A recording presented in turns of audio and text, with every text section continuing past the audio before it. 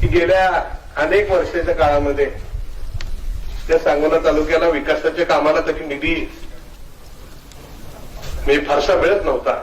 परंतु बापू आमदार झाल्यापासून आज जवळजवळ हजारो कोटी रुपयाची कामं माझ्या सांगोला विधानसभा मतदारसंघात यायला लागलेली आहेत. फार मोठं समाधान आहे.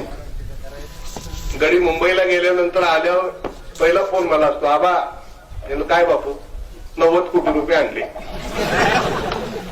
आता येतानाच आम्ही दोघं महोद मधनं आलो. मी म्हणलं काल 2-4 दिवस राहिला होता. हे मला मी काय मोकळा माघारी सांगोला उपसा सिंचन योजनेला 300 कोटी रुपये मंजूर झालेले आहेत.